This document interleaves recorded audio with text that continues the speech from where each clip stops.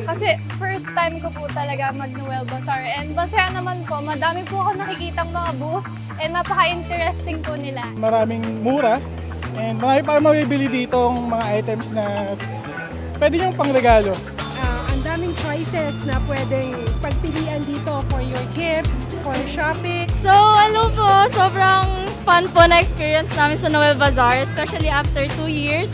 Nakabalik po kami dito and with friends. So marami po kaming natikmang food and free taste. Woo!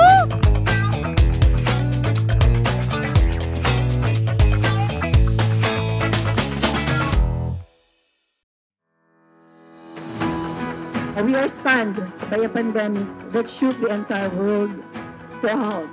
The holiday season has been a lot quieter than we used to during the last 2 years. We learned to appreciate more greatly our blessings. We learn to also have to love more deeply our loved ones, and we learn to cherish more tenderly the moments that we spent with those most special to us.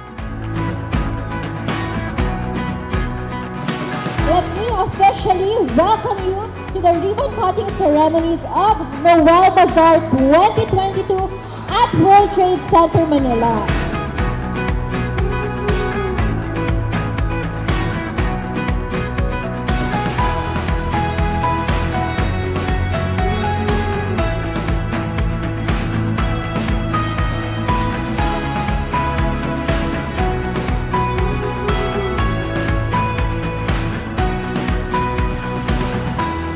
Kayo magsisisi that you are here.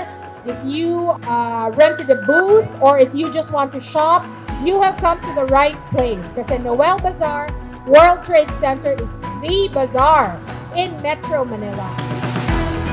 Every time you buy here, you don't just shop, you also help the less fortunate.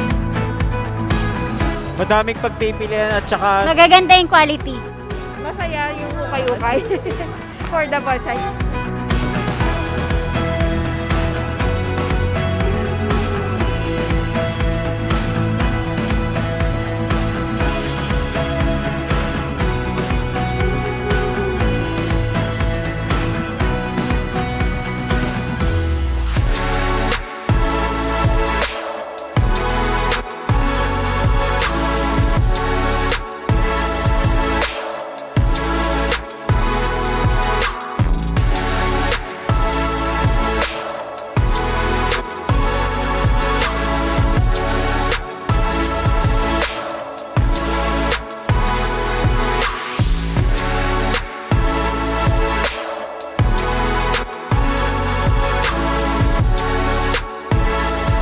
Everybody, I am Nina Rayos. I would love to invite you here to join us here in Noel Bazaar World Trade Center. Andito po kami until Wednesday, that's November 30 from 11 a.m. up to 9 p.m. Please visit Noel Bazaar at World Trade Center. See you! Pagbalik ng Noel Bazaar after 2 years, sobrang dami rin pong mga dumadayo sa aming booth.